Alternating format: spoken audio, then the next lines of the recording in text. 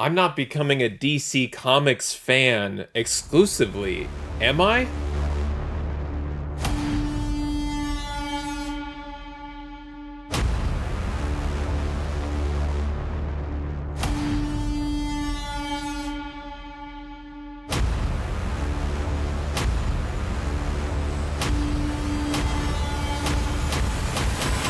Hey there, today I have an unboxing video, and in this video I'm going to open up several books that I won from Quality Comics on HipComic. And what I realized when I was preparing for this unboxing is that all of the books that I won were at auction, and they were all DC Comics books. Now, I collect both Marvel and DC, and I think the breakdown is, I would say, for a typical comic book collector that specializes in Marvel, I feel like the breakdown is usually somewhere like 60-40, or maybe two-thirds Marvel and a third DC. Maybe I'm more like at 25% DC, but somewhere around 20 to 30% of my collection is DC. And growing up, and still to this day, a lot of my DC comics, it's pretty much mainstream, or you could say Batman or Batman related at this point. I have a lot of old Superman books, but really wasn't a huge Superman fan. I just felt like if I was collecting DC, then I kind of had to collect the holy trinity of Superman, Batman, and Wonder Woman. And I do collect a lot of Wonder Woman comics, but primarily it's Batman or Batman related. And then recently, what I've been getting into is a lot of Bronze Age horror books, specifically DC books. And there's a couple of those books in this set of books that I won at auction. And I have really been enjoying participating in the auctions at HipComic. I have started to move away from Quality Comics and started to look at other sellers. So in future unboxing videos, I think you'll start to see some other sellers on the platform and some of the books that I picked up, and kind of compare the quality of those books against the quality of the Quality Comics books. And I hope to just kind of have a better assortment and a better understanding, kind of like what I do with Atomic Avenue, where I've probably purchased from maybe around 30 different sellers, and then over time have just pared it down to buying comics from only a few or a small handful of the sellers on Atomic. So I'll probably be doing the same thing with HipComic, but Quality Comics and Infinity Comics are two of the biggest sellers on the platform that do regular auctions. And participating in those auctions is really easy on the platform. I really like their whole live book selling interface. It's not like a social media live, but it's more similar to heritage auctions, where you have the book and it shows you the bidders, the current bid, the time left. Of course, makes it very easy to click bid, and if you're clicking a bunch of times, you may end up even bidding on the next book by accident, which I did one time. So you have to be careful, and you don't want to get too excited and over click the bid now button. But in many cases, I've prepared beforehand with my spreadsheet, so I kind of give myself those bid ranges and I know where to draw the line. But let's get to the unboxing of these books. I'll show you what I got. I want to go over each book in detail, and then if you stay to the end, I will show you what I paid for these books. Essentially, what was my final bid at auction for these books, so you can see, did I get a deal on them raw? What if I were to get these books graded? With Quality Comics, they don't list the grades, so it's pretty much you have to eyeball the scans and do your best guess to figure out whether or not the book is in high a grade or in high condition that would make bidding on the book worthwhile.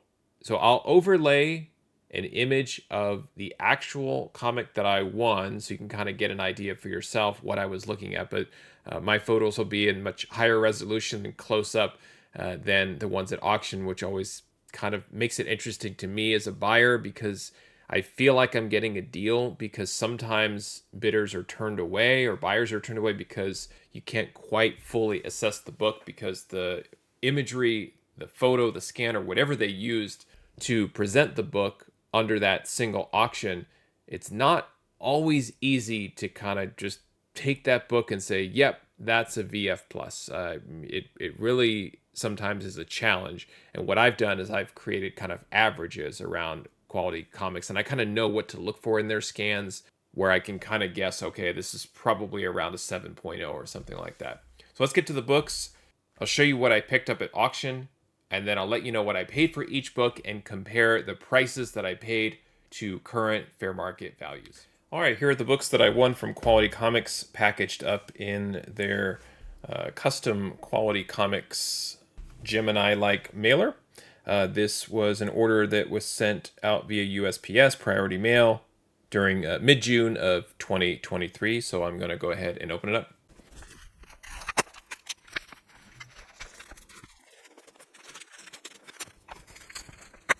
All right, let's see what I picked up at auction from Quality Comics. The first book is Swamp Thing, number 8, and this is from 1974. And I think I can already see, I didn't see this in the scan. Again, this is completely my fault, but right there in the title, you can see it looks like there's a cover tear right on it. But this is the gamble that you take, and also if you're kind of rushing through the auction, not paying attention to the scan as closely as I should have been, then that's certainly my bad. But I love this book. This is a comic that features cover art by Bernie Wrightson, written by Len Wein, and penciled by Bernie Wrightson. In this issue, the Swamp Thing is warned by a dying old man not to go near the town of Perdition, whose played-out minds were restored by sorcery, but from whom people have been disappearing without a trace. Ignoring the warning, the Swamp Thing investigates and discovers that the town is being terrorized by a monstrous creature that lives in the mines. The Swamp Thing must battle the creature to save the town and its people. So, great book. Definitely disappointed here with the condition. Even here on the edge, we see a lot of color-breaking spine ticks. Cover that features a very dark cover, a lot of dark colors in the cover art. And then, yeah, especially that's a straight up tear right there. Just paper being lifted right off the book. So, and typically when this happens, all it does is it puts this book more prominently on my radar, where I'll probably seek out a copy in better shape. Next up is House of Mystery number 199. This is from 1972 and features cover art by Neil Adams, written by Sergio Aragones and penciled by Wally Wood. The title of this issue called Snow Fun. And in this issue, Dr. Wallace B. Peterson's quest for fame leads him to murder his colleague and claim the discovery of a lost civilization. Captured by monstrous beings, he escapes but suffers a horrifying transformation upon his return. Seeking solace in the House of Mystery, he ultimately dissolves into water, merging with the creatures he once feared. So there you go, House of Mystery 199. And when I'm talking about Bronze Age DC horror, not every one of these is collectible. You have to be selective. There are absolutely collectors and fans that only want the Neil Adams covers. Others will look for Wrightson. Some will just look for a full run. But you do have to pay attention to the cover artist specifically on these when you're looking for books of value. Next is Batman 247, and for a second there I thought we had another tear on the cover, but this is actually part of the art, so that's good. We got a great 20-cent cover for Batman 247, released in 1973. Cover art here by Dick Giordano, written by Danny O'Neill, and pencils by Irv Novick. In this issue, Batman captures a crook who has stolen a vial of nerve gas from a government facility. However, the crook escapes and threatens to release the gas unless a criminal is released from prison. Batman must race against time to stop the crook and save the city. Now, on this one, the spine looks really rough, including some sort of chew or tear here right on the side, and also has creasing that kind of goes up and down the front of the cover right in here. So probably just things that, even though there are photos and scans, just not picking up every single defect in the photos. You're just kind of taking a chance there. Next up is Batman number 273. This one looks to be in better shape than the others. It does have some color rubbing or color lifting next to the B in the Batman trade. But this issue, released in 1976, featuring this reddish orange cover, is a story about a group of European criminals known as the Underworld Olympics, and they stage a heist at a Gotham City bank. Batman is unable to stop the thieves, but he tracks them down to their hideout. However, he is ambushed by one of the Olympians, Boris Chomsky, who takes back the stolen goods and escapes. This book features cover art by Ernie Chan, written by David Verne Reed, and interior pencils by Ernie Chan. Next is another issue of Batman, and this is Batman number 269 from 1975, a 25-cent cover, another cover with a lot of dark colors, picking up a lot of spine ticks up on the side here, and I did see that, but really felt, besides that, structurally, according to the scan, it looked to be in pretty good shape, so not bad for a book released in 1975. And in this issue, a series of murders in Gotham City puzzle the police, as all the victims are coincidentally named Terry Tremaine. Batman investigates and learns about another Terry Tremaine, a woman whose late fiance's partners are threatening to kill one person named Terry Tremaine per day for a week until she gives them a priceless Florentine box. Batman must protect Terry from the criminals and solve the mystery of the murders. Once again, cover art here by Ernie Chan, written by David Verne Reed, with interior pencils once again by Ernie Chan. And the last book that I won at auction from Quality Comics, this is Batman number 263, 25-cent cover, dark green. Didn't appear to have a lot of spine issues, but what I'm noticing is that the cover is definitely dirty. It has, I think, what I'm calling now the Quality Comics filth that just kind of covers the front and back of the book sometimes, that it really does need a little bit of some sort of dry cleaning or something to see if some of that dirt can be lifted off the book. But I've kind of gotten to know and expect that. So what I look for is, if the book is dirty, at least let it have some sharpness to the corners or centering on the cover, where I feel like it does have a chance to at least be professionally cleaned and pressed, and hopefully improved. Now, in this issue, released in 1975, Batman investigates a criminal organization, as he often does, that provides criminal services to other criminals. He is challenged by the Riddler to solve a riddle, and when he does, he learns about the Riddler's next plan. Batman stops the Riddler's henchmen from stealing giraffes on a ship, and then he captures the Riddler himself. The cover artist for this book is Dick Giordano. This issue is written by Denny O'Neil and pencils once again by Ernie Chan on interiors. Now, no real big keys or books of significance here, but Batman 263 is particularly collectible because it does feature an appearance of one of Batman's more famous villains, the Riddler, here on the cover. So those are the books that I picked up at auction from Quality Comics on the platform HipComic, and just coincidentally, a lot of Batman, a lot of Ernie Chan art, a couple of Bronze Age horror. Do wish they were in a little bit of better condition than they ended up in, but nonetheless, great books that I want to go ahead and grade and get them cataloged, and then I can kind of compare those grades to fair market values. But first, let me show you what I paid for these books, and we can take a look from a raw book perspective, what these books are currently going for raw, and then if I were to get them graded, is there any potential value that I could add to my collection? So let's go ahead and take a look at those numbers.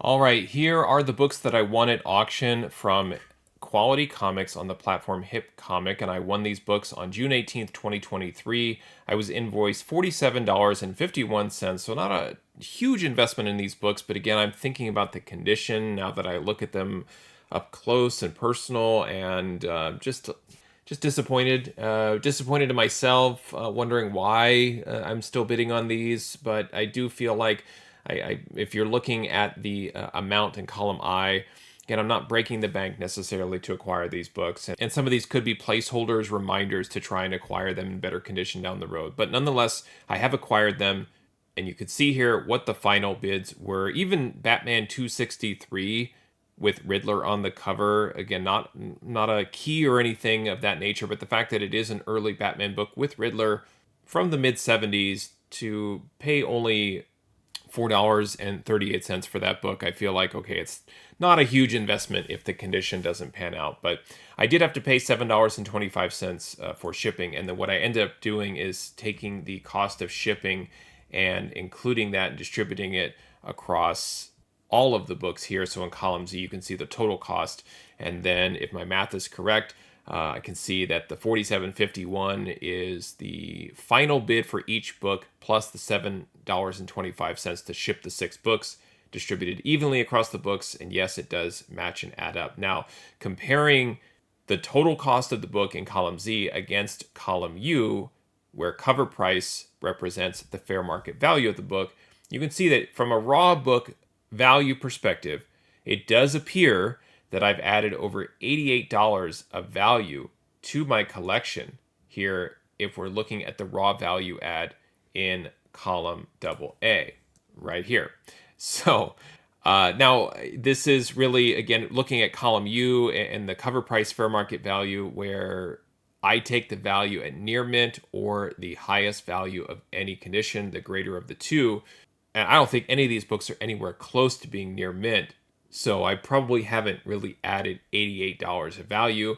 I still feel like for the total cost here in column Z, I still feel like most of these were quite affordable.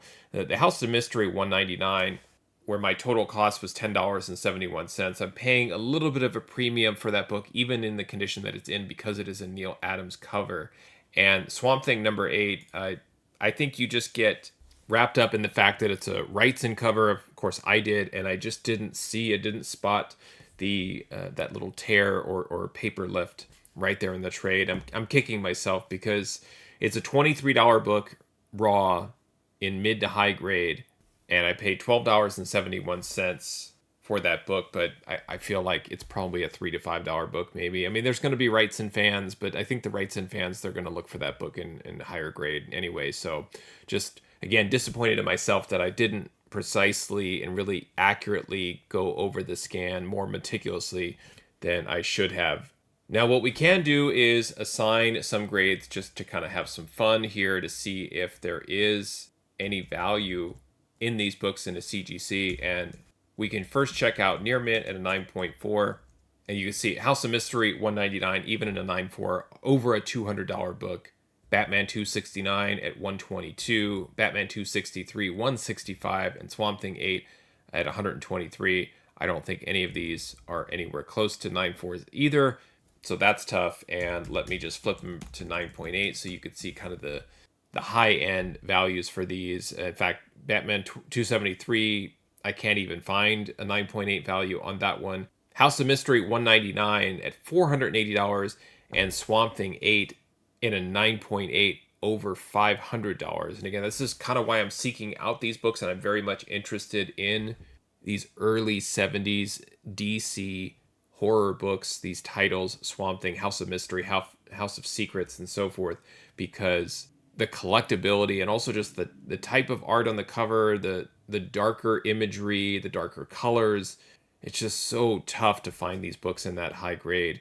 But as I prepare my max bids, I am looking for books that have a 9.8 value that's high, like Swamp Thing 8, because I do feel if I am acquiring it in a lesser grade, then I believe over time the value of those other grades, the 9.8, will pull them up and lift the other values. So I am still happy to acquire it. This doesn't make a lot of sense, but there was a 9.8 potential in this order of $1,886.44. I just look at that for fun because I just want to know, am I buying books that ultimately have collectability? And the answer is yes. And so that makes me feel better. But unfortunately, I don't know if any of these books are even in a VF. I mean, just at first glance, they all look like somewhere between a VG and a fine. And that's really just not my taste in condition. And again, if we're talking about keys or grails, yes, then any condition that's presentable, I feel like, is worth spending your money on or trying to track down. But these are still more of those like filler types.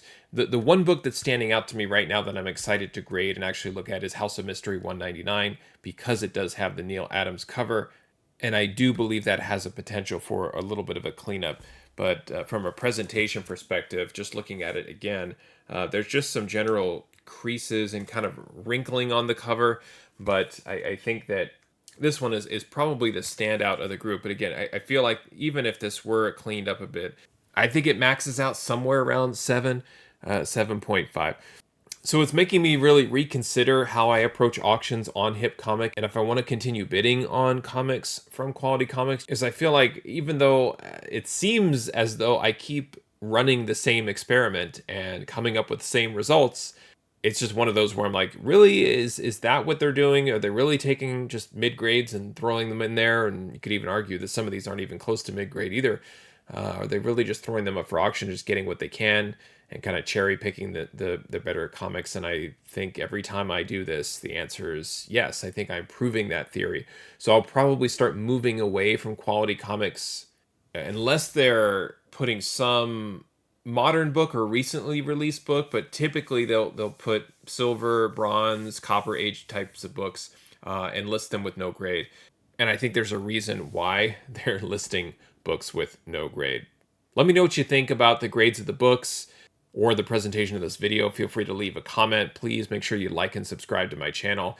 And if you like what I'm doing here and would like to support me, please consider clicking join under this video or visiting my YouTube channel page and signing up for my monthly membership.